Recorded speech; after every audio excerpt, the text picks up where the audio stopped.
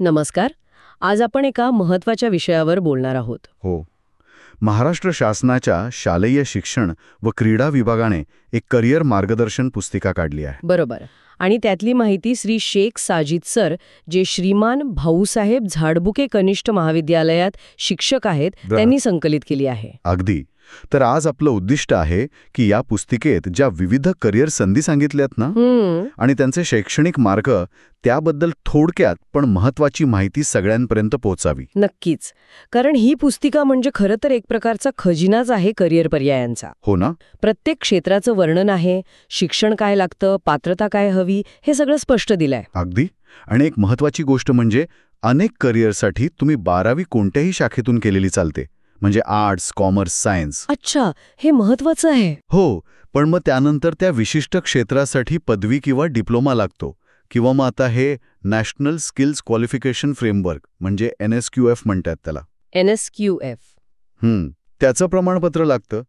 हे म्हणजे तुमचा कौशल्याचं सर्टिफिकेशन झालं. बरोबर. आणि मग प्रवेश परीक्षा, अभ्यासक्रमाचा कालावधी, हे सगळं पण तपासावं लागेल, नाही का? नक्कीच. ते तर आलंच.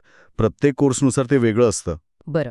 मग आपण काही उदाहरणं बघूया, म्हणजे अजून सोपं जाईल समजायला. समजा कला किंवा माध्यम क्षेत्रात जायचं असेल, ॲनिमेटर व्हायचं समजा.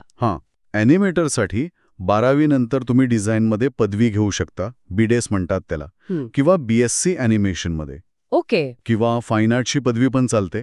आणि डिप्लोमा किंवा सर्टिफिकेट कोर्सेस पण आहेतच. म्हणजे बरेच पर्याय आहेत. हो. आणि इथे ना तुमच्या डिग्री इतकाच तुमचा पोर्टफोलिओ, म्हणजे तुम्ही काय काम केलंय, ते महत्त्वाचं ठरतं. अच्छा, म्हणजे स्किल बेस्ड आहे हे. अगदी. आणि समजा अभिनेता व्हायचं असेल तर त्यासाठी काय? त्यासाठी मग 12वी नंतर अभिनय किंवा परफॉर्मिंग आर्ट्स किंवा सिनेमा यातली पदवी किंवा डिप्लोमा जास्त उपयोगी ठरतो, कारण तिथे प्रत्यक्ष ट्रेनिंग मिळतं. बरोबर. आणि कॉन्टेंट रायटर, आजकाल खूप मागणी आहे त्याला. हो, खरंय. कॉन्टेंट रायटरसाठी इंग्रजी, पत्रकारिता किंवा मास कम्युनिकेशनमध्ये पदवी असेल तर उत्तम. पण त्याहीपेक्षा तुमची लिहिण्याची शैली, भाषेवरची पकड जास्त महत्वाची आहे खरं तर. ओके. आता थोडं वेगळ्या क्षेत्राकडे वळूया. तांत्रिक किंवा विज्ञान. पुस्तिकेत हायड्रोपोनिक्स टेक्निशियन असा उल्लेख आहे. हे काय आहे नेमकं? हायड्रोपोनिक्स म्हणजे काय तर माती न वापरता फक्त पाण्यातून पोषक तत्व देऊन वनस्पती वाढवायचं तंत्रज्ञान. इंटरेस्टिंग. हो. त्यासाठी 12वी नंतर NSQF लेव्हल 3चं प्रमाणपत्र घेतलं तरी चालतं. ते थेट कामाचं स्किल देतो. अच्छा. किंवा मग ॲग्रिकल्चर, बॉटनी म्हणजे वनस्पती विज्ञान किंवा हॉर्टिकल्चर यातली पदवी पण घेऊ शकता. म्हणजे पुन्हा दोन्ही पर्याय आहेत, थेट स्किल सर्टिफिकेट किंवा पारंपरिक पदवी. बरोबर.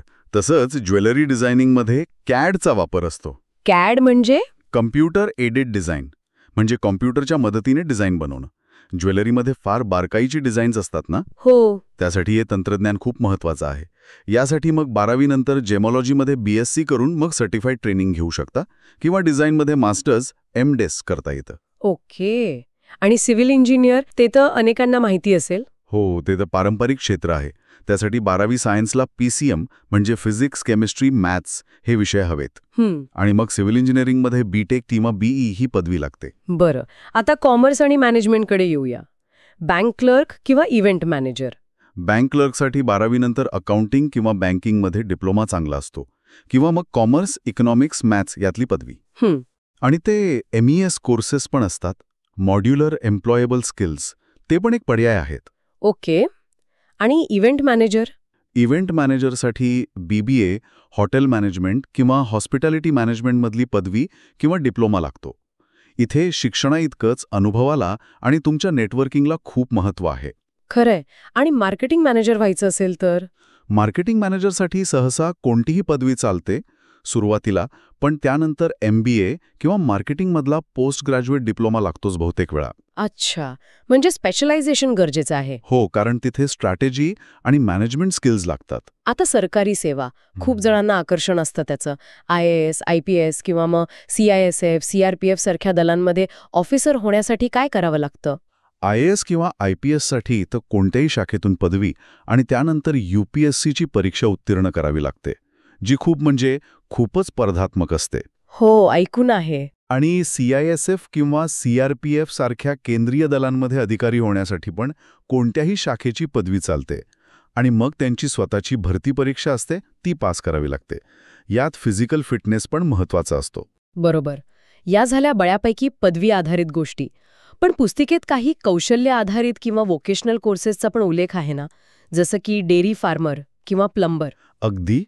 आणि एक खूप महत्वाचं आहे सांगणं, कारण सगळ्यांनाच पारंपरिक पदवी शिक्षण घ्यायचं नसतं किंवा शक्य नसतं. बरोबर. तर डेअरी फार्मर किंवा उद्योजक होण्यासाठी 10वी आणि 1 वर्षाचा अनुभव असेल तर NSQF लेव्हल 3 प्रमाणपत्र मिळवता येतं. किंवा संबंधित पदवी डिप्लोमा पण आहेतच. आणि प्लंबरसाठी? प्लंबरसाठी तर 8वी आणि 2 वर्षांचा अनुभव असेल तर NSQF लेव्हल 4 करता येतं. किंवा 10वी नंतर ITI मधून प्लंबिंगचा कोर्स करायचा आणि मग NSQF लेव्हल 4. ITI म्हणजे इंडस्ट्रियल ट्रेनिंग इन्स्टिट्यूट ना? हो, बरोबर. तिथे असे अनेक कौशल्य आधारित कोर्सेस असतात. इलेक्ट्रिशियनसाठी पण तसंच आहे. कसं? जनरल इलेक्ट्रिशियनसाठी 8वी आणि NSQF लेव्हल 3 किंवा 10वी नंतर ITI इलेक्ट्रिकल करून पुढे शिक्षण घेता येतं. म्हणजे औपचारिक शिक्षणासोबतच हे प्रमाणित कौशल्य मिळवण्याचे पण चांगले मार्ग उपलब्ध आहेत. नक्कीच. एकंदरीत या पुस्तिकेतून हे खरंच स्पष्ट होते की 12वी नंतर करिअरचे मार्ग फक्त सायन्स, कॉमर्स, आर्ट्स एवढेच नाहीत. अजिबात नाही. तंत्रज्ञान, कला, व्यवस्थापन, सरकारी सेवा आणि हे असे थेट कौशल्य शिकून सुद्धा खूप चांगल्या संधी आहेत. अगदी बरोबर बोललात. या सगळ्या चर्चेचा सार काय? तर प्रत्येक क्षेत्रात यशस्वी व्हायचं असेल तर योग्य शिक्षण आणि गरजेची कौशल्य मिळवणं महत्वाचं आहे. मग ते पदवी असो, डिप्लोमा असो, NSQF प्रमाणपत्र असो किंवा ITI कोर्स असो. महत्वाचं काय तर आपली आवड आणि क्षमता ओळखून योग्य मार्ग निवडणं. आणि त्याची प्रक्रिया समजून घेणं. अगदी. निश्चितच ही माहिती अनेकांना करिअर निवडताना उपयोगी पडेल.